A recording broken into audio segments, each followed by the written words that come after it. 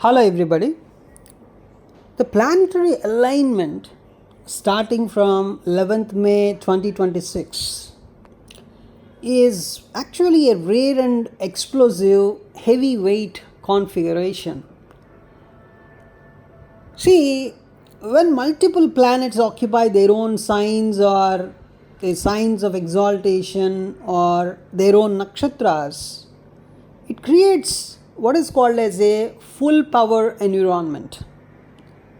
The ecosystem is called as a kind of Purna Shakti environment.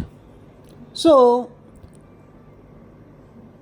here what I am seeing from this 11th May onwards is Rahu is in its own nakshatra Shatabhisha, Ketu in its own nakshatra Magha, and Saturn in its own nakshatra Uttara Bhadrapada, and then Jupiter in its own nakshatra Punarvasu, and Mars is going to be in its own sign Aries, and Sun is in its exaltation sign Aries. Of course, it is not at exaltation degrees, but still Sun is treated to be very powerful in the sign of Aries. And Venus is of course in Mrigashira Nakshatra but in its own sign Taurus. And Mercury is in, of course, Bharani Nakshatra. So most of the planets are sitting in their own nakshatras or own signs. And Aries, of course, a kind of war room because it has a lot of Martian energy. Here you can see Sun, Mars and Mercury.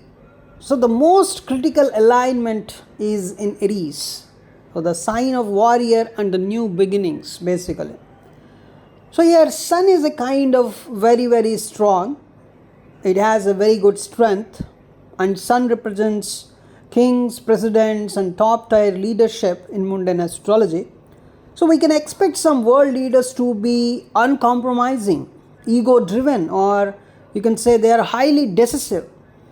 And Mars in its own sign Aries Mars is basically a commander in chief, and that is in Aries. So it is at its most aggressive and physically potent environment. And Mercury, of course, in the sign of Aries, but in Bharani Nakshatra. So how Mercury feels here? So in Bharani, of course, it is ruled by the planet Venus.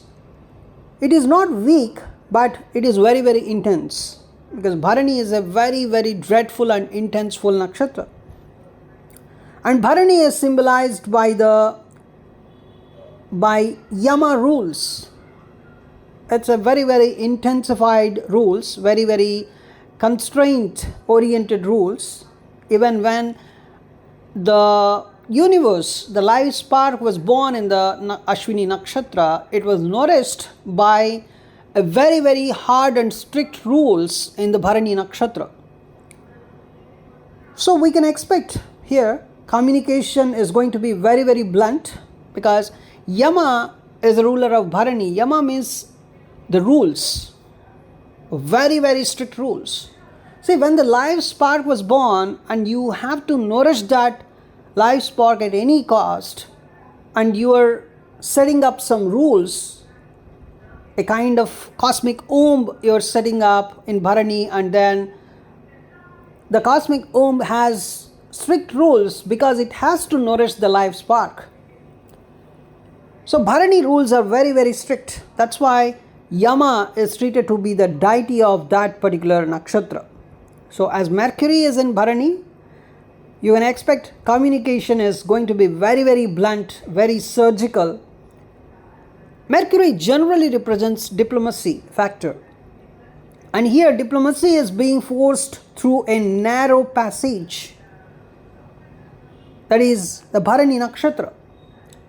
So clearly the negotiations are no longer about talks. They are going to be about a kind of ultimatums.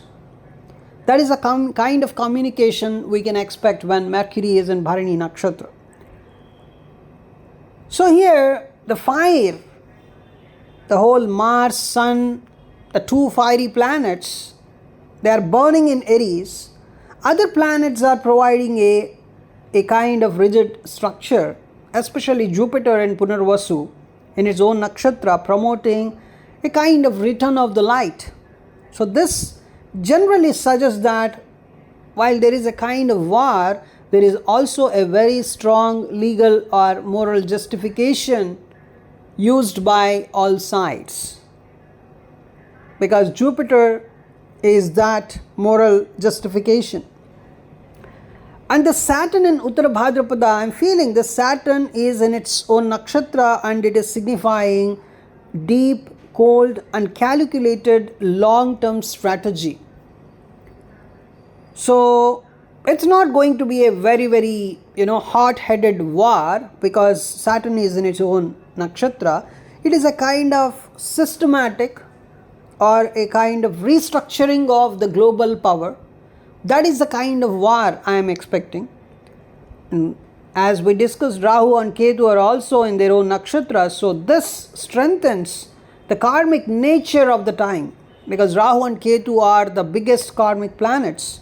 So events happening after 11th May feel a kind of destined. The events are destined, they are inevitable, they are very much necessary for the world, because Rahu and Ketu are also in their own nakshatras.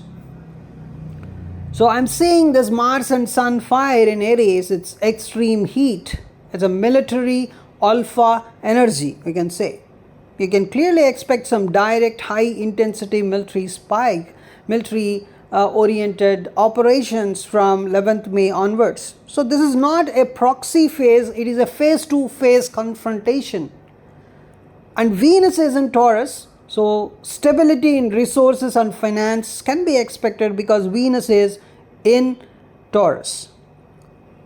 And if you observe the current situation, especially oil and economy, because Venus is strong in Taurus, the war might be driven by the need to secure physical assets and trade routes, or financial markets may be volatile, but will show a kind of stubborn resilience, we can say, because Venus is in its own sign. So still you can expect some